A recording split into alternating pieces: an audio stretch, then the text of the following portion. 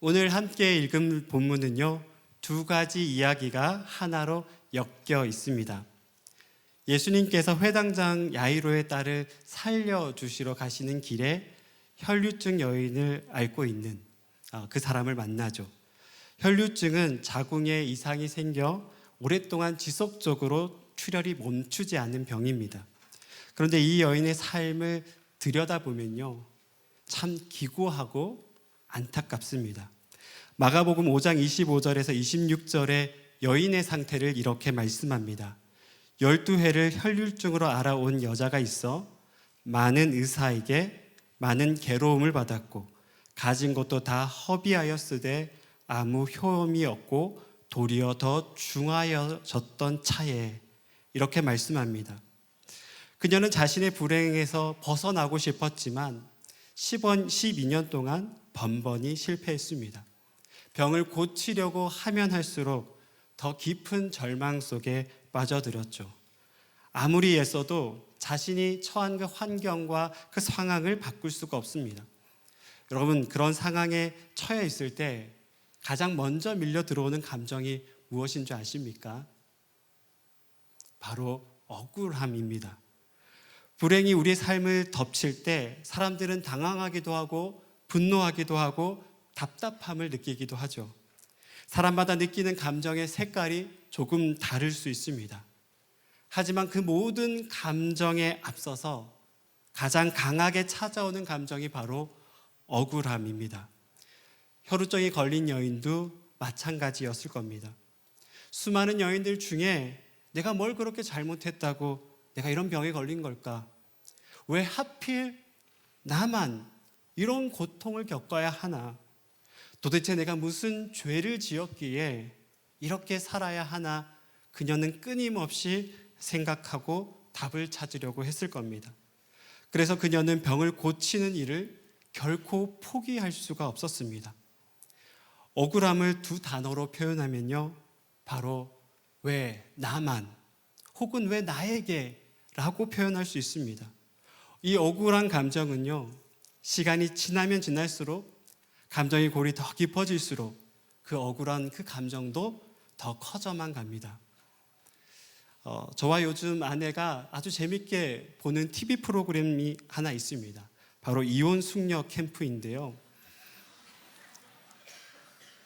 거기에 나오는 부부들은요, 이혼 서류에 도장만 찍지 않았을 뿐 가정이 완전히 파탄되기 일부 직전에 부부들이 출연합니다. 출연한 부부들의 별명이 있는데요, 그 별명을 들어보시면 재밌습니다. 본능 부부, 셔틀 부부, 투견 부부, 욕설 부부, 바람 부부. 이 별명만 봐도 이 가정이 얼마나 큰 위기에 놓여 있는지를 알 수 있죠. 저는 이혼 숙녀 캠프를 보면서 정말 안타까울 때가 많거든요.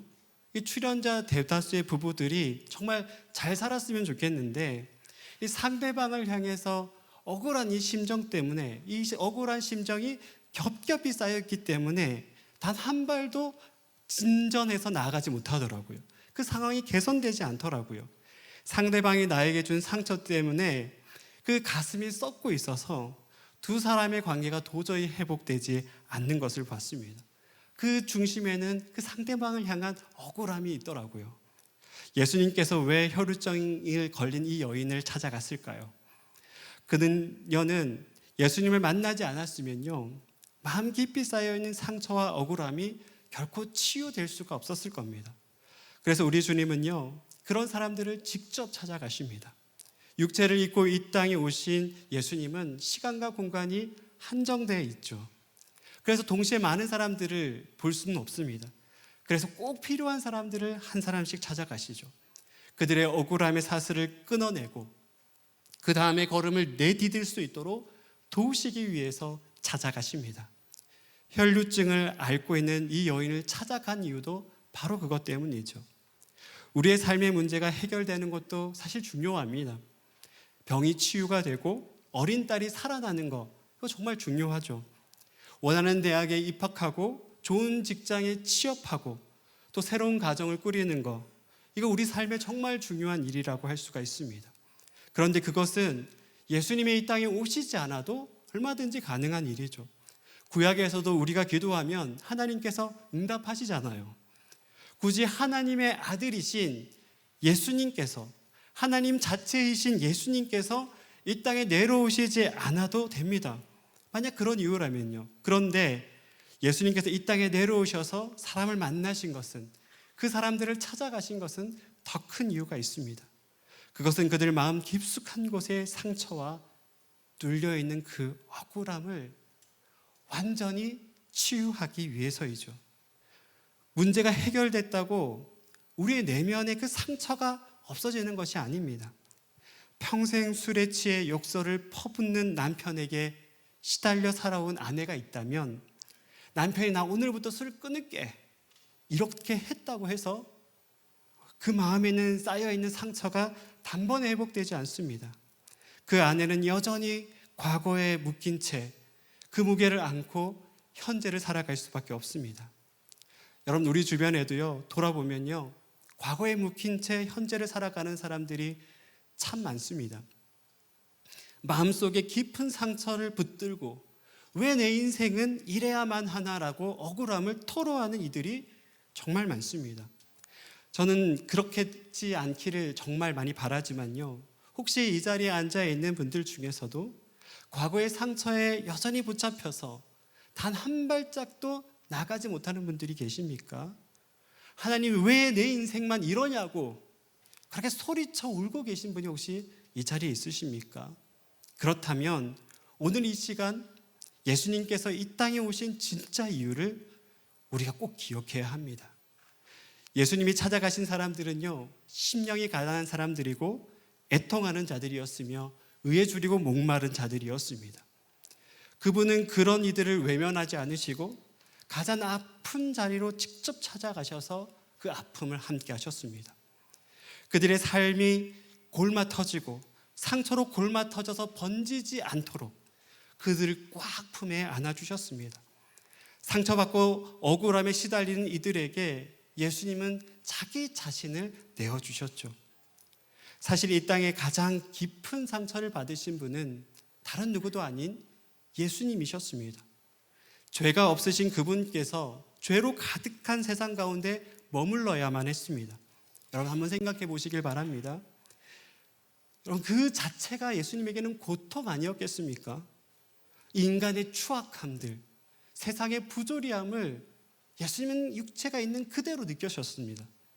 아무 죄도 없는 분이 오셔서 상처 입은 자들의 고통을 짊어지셨습니다. 그리고 그 모든 것들을 우리에게 내어주셨죠. 만약 우리가 정말로 예수님이 우리에게 모든 것을 전부 내어주셨다는 것을 믿는다면 더 이상 우리는 억울하다고 말할 수 없습니다. 더 이상 씻기지 못할 상처가 없습니다. 하나님의 아들이신 예수께서 우리에게 모든 것을 내어주셨는데, 그럼 그렇지 않습니까? 그분께서 모든 것을 내어주셨는데 그 앞에서 우리가 감히 무엇이라 말할 수 있겠습니까? 마가복음을 한마디로 요약하면 마가복음 10장 45절로 요약할 수 있습니다. 인자가 온 것은 섬김을 받으려 함이 아니라 도리어 섬기려 하고 자기 목숨을 많은 사람의 대속물로 주려 함이니라. 예수님께서는 자기 자신을 온전한 대속물로 우리에게 주셨습니다. 이것이 바로 구약과 신약을 나누는 절대적인 기준이 되죠. 구약 시대에도 하나님께서는 이스라엘 백성들에게 신앙의 모델을 세워주셨습니다. 모세, 다윗, 그리고 엘리야처럼 하나님을 온전히 사랑하는 자들을 이 이스라엘 백성들에게 보내서 영적 리더십을 세워주셨죠. 그리고 이스라엘 백성들에게 그들처럼 살기를 바랬습니다. 사실 이것만 해도 너무 큰 은혜 아닙니까? 어떻게 살아가야 될지 모르는 우리들이 이 이스라엘의 영적인 리더십들을 보면서 나도 저 사람처럼 살아가야 되겠다라고 은혜를 주신 것은요, 하나님의 특별한 은혜임이 분명합니다. 하지만 구약의 이 모델링에는요, 분명한 한계가 있습니다. 아무리 훌륭해 보이는 문복이라도요, 우리가 그 사람처럼 살 수 있는 것은 또 다른 문제이죠. 이건 우리도 마찬가지입니다. 우리가 아무리 잘 살고 싶어도 과거의 상처에 우리가 붙잡혀 있을 때가 있습니다. 그래서 자꾸만 내 인생이 억울하다는 생각이 들죠. 하지만 세상에 가장 깊은 상처를 받으신 예수님께서 우리를 치유해 주십니다. 예수님께서 가장 깊은 상처를 받으셨기에 그분이 우리의 상처를 만져주실 수 있는 겁니다. 예수님만이 우리의 진정한 치유자가 되어주실 수 있다는 것이죠. 아무리 우리의 인생 가운데 불행이 다가와도요, 그 불행이 예수님 때문에 완전히 다르게 재해석이 됩니다. 세상 사람들은 그 불행을 그대로 받아들이죠. 그리고 그 불행이 상처가 되고 그 상처가 쌓여서 억울함이 된다면 우리는 그 불행을 다시 예수 그리스도로 승화해서 우리의 삶을 해석하게 하시고 또 예수의 이름으로 살 수 있는 힘과 능력을 우리에게 주시는 겁니다. 그래서 그 억울함이 우리의 마음속에 쌓이는 것이 아니라 예수님의 이름으로 다시 일어날 용기를 우리에게 주시는 분이 바로 예수님이심을 믿으시길 바랍니다. 사랑하는 여러분, 이 자리에 앉아있는 모두가 과거에 묶여서 살아가는 것이 아니라 예수님의 이름으로 지금 이 순간을 살아가는 여러분들이 되시기를 진심으로 축복합니다. 그런데 오늘 본문을 보면서 마음에 걸리는 지점 하나가 있습니다. 마가복음 5장 35절인데요. 이 말씀을 우리 다 같이 한번 읽어보도록 합시다. 시작. 아직 예수께서 말씀하실 때에 회당장의 집에서 사람들이 와서 회당장에게 이르되 당신의 딸이 죽었나이다. 어찌하여 선생을 더 괴롭게 하나이까? 아멘. 우리 35절의 말씀에 나오는 아직 예수께서 말씀하실 때에 라는 표현에 주목해 보십시오. 그때 야이로의 어린 딸이 점점 죽어가고 있었습니다. 마태복음을 보면 야이로는 피리 부는 자들을 미리 준비해 뒀다고 말합니다. 당시 유대인의 장례 문화에서는 피리 부는 것과 곡하는 자들을 고용해서 장례를 치렀습니다. 지금으로 말하면 상조 서비스를 준비해 둔 것과 같은 상황이죠. 야이로는 자신의 딸이 살 가망성이 없다라는 사실을 알고 있었습니다. 그래서 마지막 희망을 예수님께 걸 수밖에 없었습니다. 그는 회당장으로서 병든 자를 고치시는 예수님의 그 사역들을 거의 매일 지켜봤습니다. 그리고 어느 순간 확신이 생겼죠. 이분이야말로 하나님께서 보내신 진짜 메시아야, 하나님의 아들이야 라는 그런 어떤 확신이 생겼습니다. 그래서 딸이 점점 죽어가자 예수님을 찾아 나선 겁니다. 평소에 가버나움에 늘 있었던 예수님이 근데 하필 그때 보이지 않는 겁니다. 시간이 지날수록 마음이 점점 다급해졌습니다. 그런데 멀리서 배를 타고 오시는 그 예수님을 발견합니다. 야이로는 달려가서 무릎을 꿇고 간절히 예수님께 간청하죠. 아마 그의 마음속에서는 이렇게 외쳤을 겁니다. 됐다. 내 생명보다 더 귀한 이 딸이 이제는 살 수 있겠구나 라는 생각을 했을 겁니다. 그런데 예수님께서 혈류증을 앓고 있던 여인을 만나시더니 한참을 그 자리에 머무르십니다. 처음엔 그럴 수 있다고 이해했지만 시간이 지나도 여인과의 대화가 끝날 기미가 보이지 않는 겁니다. 여러분, 만약 여러분이 야이로였다면 어떤 마음이 들었겠습니까? 시간을 지체하게 만든 그 여인이 야속하게 느껴졌겠죠. 그리고 급한 상황임에도 불구하고 서두르지 않는 예수님을 보면서 속이 타들어갔을 겁니다. 자신은 지금 너무 간절한데 그 마음을 모르는 듯한 예수님이 서운한 마음도 들었을지도 모릅니다. 그렇게 마음이 조급해지고 복잡해지는 상황 속에서 갑자기 회당장 집에서 사람이 찾아옵니다. 따님이 돌아가셨습니다. 그 순간 야이로는 하늘이 무너지는 듯한 절망을 느꼈을 겁니다. 여러분, 이런 경험이 있지 않습니까? 예수님께서 속히 오시면서 내 문제를 해결해 주시면 좋겠는데 예수님이 좀처럼 내 속도에 맞춰주지 않는 겁니다. 상처를 치유해 주실 거면, 내 삶의 불행을 해결해 주실 거라면 내가 원하는 때에 해주시면 좋을 텐데, 근데 예수님이 그러지 않을 때가 있죠. 그런데 유독 예수님께서는 다른 사람의 인생 가운데는 빨리 오시는 것 같은데 내 인생에는 이렇게 늦게 오신다는 생각이 들 때가 우리도 있습니다. 길을 가다가 혈루증을 만난 그 여인은 단 한 번 본 여인이잖아요. 근데 단번에 고쳐주시는데 왜 나에게는 이렇게 오래 걸리는 걸까? 왜 내 문제 앞에서는 주저하고 지체하시는 걸까? 그렇게 느낄 때가 사실 우리도 많습니다. 오늘 본문을 묵상하면서요, 예수님께서는 야이로의 집에 일부러 늦게 오신 것이 분명해 보입니다. 마치 야이로의 딸이 숨을 거두기를 기다리는 것처럼 보이죠. 그렇다면 왜 예수님께서는 지체하셨을까요? 그 이유는 예수님께서 각 사람들에게 전하고자 하시는 메시지가 달랐기 때문입니다. 예수님은 인격적인 분이시죠. 12년 동안 혈루증을 앓고 온 여인과 야이로에게 각각 필요한 말씀이 달랐다라는 거예요. 왜냐하면 두 사람은 전혀 다른 삶을 살아왔거든요. 12년 동안 혈루증을 앓았던 이 여인은 계속되는 하혈로 인해서 이스라엘 공동체 안에서 부정한 여인으로 낙인 찍혀 있었습니다. 그래서 그 여인은 성전에도 들어갈 수가 없었고 사람들과 접촉도 할 수 없었고 결국에는 공동체에서 철저하게 배제된 삶을 살았습니다. 그 누구도 이 여인의 인생을 귀하다고 여겨주지 않았습니다. 우선순위로 따지자면 늘 맨 끝에 놓여 있는 존재였죠. 여인으로서 아무에게도 사랑받지 못하는 사람이었습니다. 그런데 예수님은 바로 그 여인을 가장 먼저 즉각적으로 고쳐주십니다. 심지어 해당장의 딸보다도 먼저 치유해 주십니다. 여러분, 사랑이라는 건요, 말보다 행동이죠. 예수님은 행동으로 그녀에게 말씀하고 있는 겁니다.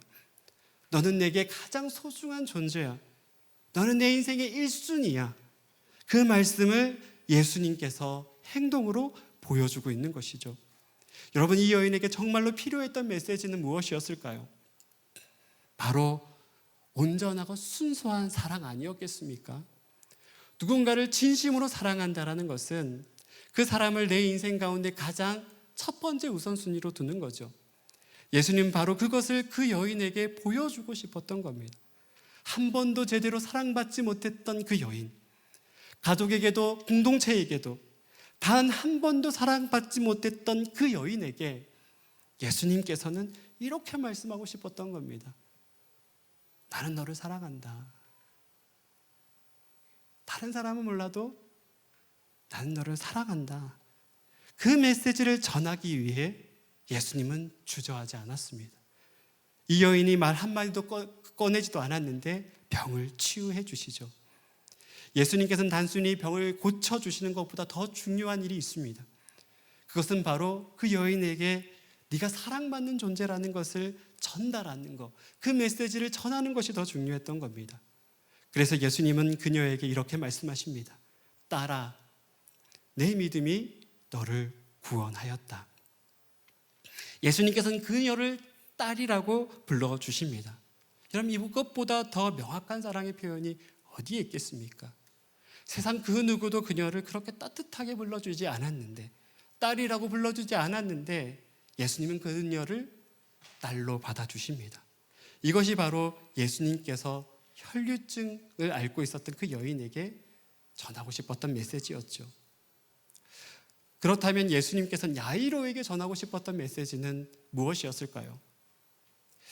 사실 얼마 전 와이프랑 좀 대화를 나누다가 이 본문의 핵심을 새롭게 깨닫게 되었습니다. 와이프가 저에게 식탁에 앉아서 이렇게 물었습니다. 당신은 언제 내가 당신을 사랑한다고 느껴? 이렇게 묻더라고요. 저는 잠깐 곰곰이 생각을 했습니다. 2, 3초 정도 곰곰이 생각을 해봤는데요. 딱 떠오르는 한 문장이 있었습니다. 내가 겪는 문제를 함께 걱정해주고 진심으로 들어줄 때. 이 말을 하면서도 제가 진짜 F가 맞구나 라는 생각이 들었습니다. 그리고 제가 다시 역으로 물었습니다. 그럼 당신은 언제 내가 당신을 사랑한다고 느껴? 라고 물었거든요. 그렇지, 한참 고민하다가 아내가 이렇게 답을 하는 겁니다. 당신이 곁에 없을 때. 그 대답을 듣는 순간 저는 야이로가 또 올랐습니다. 야이로는요, 가버나움의 회당장이었습니다. 그는 예수님을 회당에서 만났고 그분의 메시지를 들으면서 이분이 진짜 우리를 구원한 구원자라는 그 감격과 기쁨 속에 살았습니다. 어떤 것도 부족함이 없어 보이는 그런 사람이었죠.